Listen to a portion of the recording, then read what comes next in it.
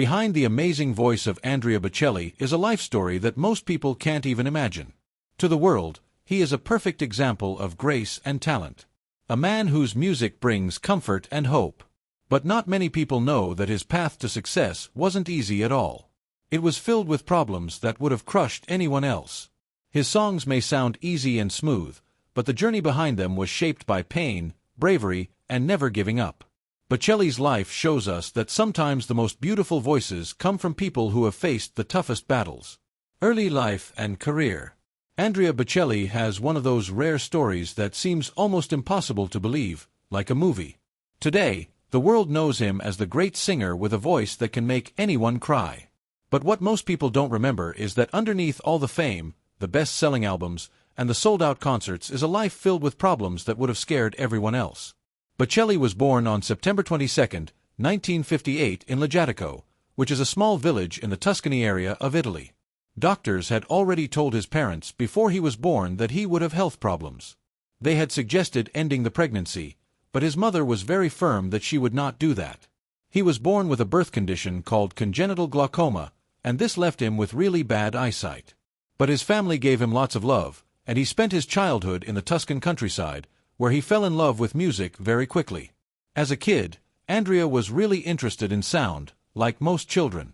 When he was 6 years old, he was already learning instruments like the piano, flute, and saxophone. Music wasn't just a hobby anymore, it was a lifeline. Something that brought him joy even as his vision kept getting worse.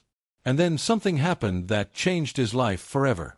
When he was 12 years old playing soccer, he had a terrible accident. A head injury caused bleeding in his brain, and he became completely blind.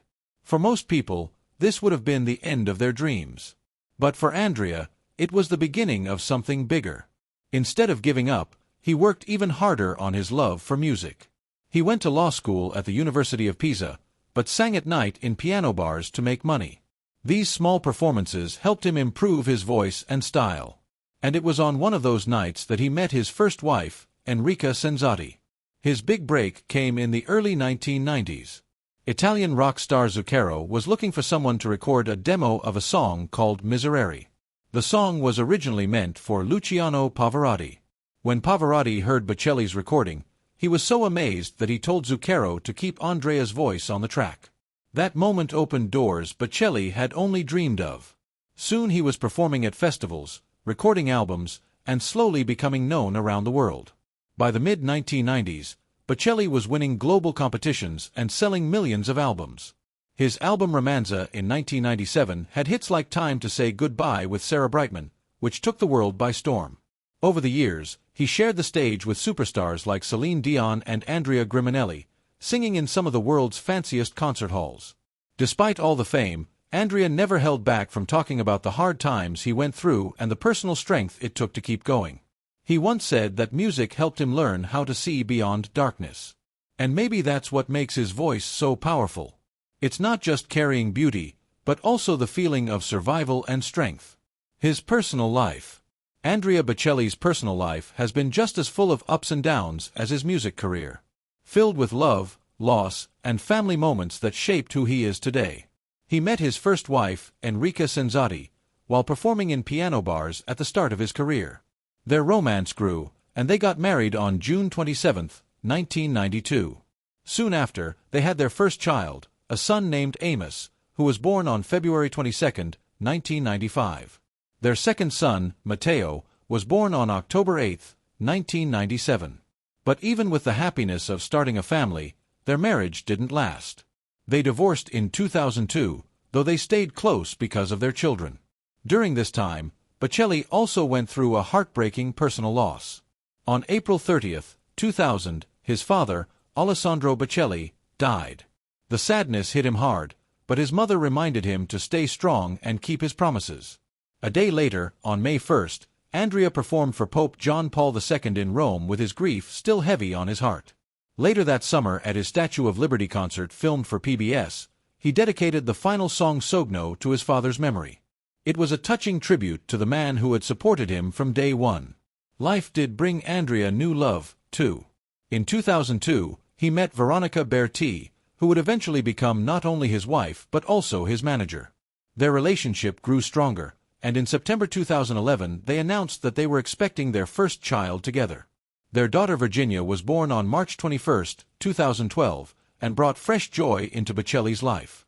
2 years later to the day, on March 21, 2014, Andrea and Veronica got married at the Sanctuary of Montenero in Livorno, Italy. Now they live together in Forte dei Marmi, a beach town in the Tuscan region. Interestingly, Andrea's first wife and their 2 sons still live nearby in the same area, showing how the family has managed to stay connected despite changes. Family is at the center of Bocelli's world, and he often shares the stage with his children.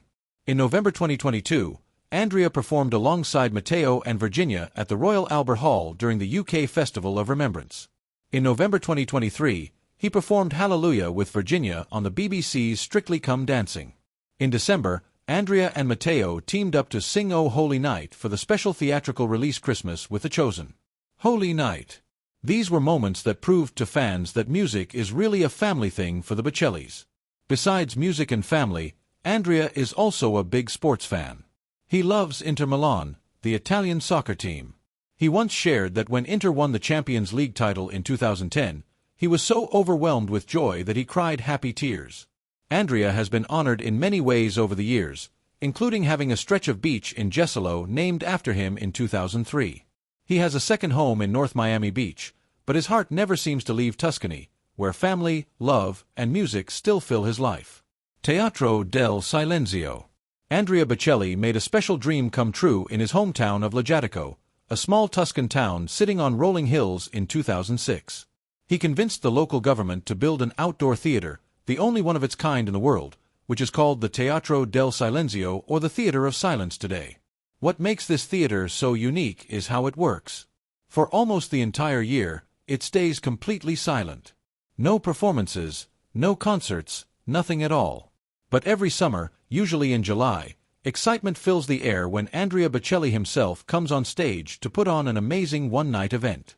This yearly concert brings the peaceful countryside to life as a stage for international music and culture, bringing in listeners from all over the world. Bocelli is also the theater's honorary president and has always thought of it as a gift for his hometown and for his audience.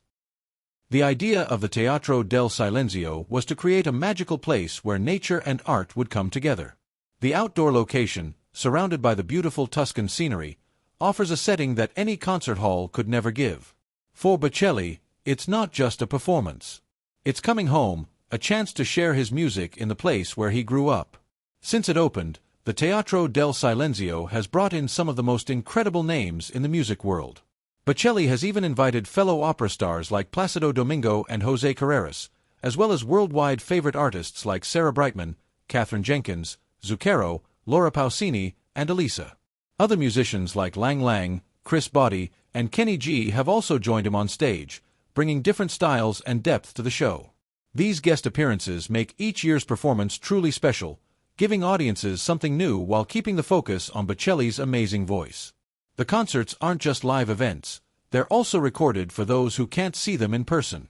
The 2007 show, for example, was filmed and later released on CD and DVD in 2008, spreading the magic of the Teatro del Silenzio to homes around the world.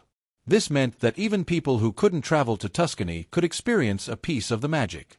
Over the years, the theater has become a symbol of Bocelli's vision and love for music. It blends tradition, community, and art in a way that shows his deep connection to his roots. The Teatro del Silenzio is more than just a place for concerts. It's a celebration of life, sound, and silence, a reminder that music can be most powerful when it comes from stillness. For fans, going to a concert here is often described as a once-in-a-lifetime experience. The combination of Bocelli's voice, the star-studded guest list, and the natural Tuscan backdrop makes it one of the most amazing cultural events in the world. Comments about pandemic and lockdown rules. In 2020, Andrea Bocelli got caught up in a big controversy over something he said about the pandemic, not his music. During a public appearance in Rome in July 2020, Bocelli admitted that he had a hard time dealing with Italy's strict lockdown rules. He complained about feeling embarrassed and insulted for being told to stay indoors, saying that for someone his age, it didn't feel right or healthy to be stuck at home. Bocelli also admitted that he had broken some of the lockdown rules himself, confessing that he left his house when the rules said he shouldn't. He went even further, questioning how serious the virus was, saying that he personally didn't know anyone who had been put in intensive care because of it. These comments spread quickly and got heavy backlash. Italy had been one of the worst-hit countries during the early days of the pandemic, with hospitals full and thousands of deaths reported. Many people felt Bocelli's comments were rude, especially because they seemed to downplay the pain of so many families who had lost loved ones. Health experts and politicians criticized him for sending the wrong message at a time when people needed to work together. Newspapers like The Telegraph wrote about how surprising it was for this well-loved celebrity to make a statement that seemed to go against what scientists were saying. The criticism came not only from officials but also from regular people on social media, many of whom had seen the terrible effects of the virus with their own eyes.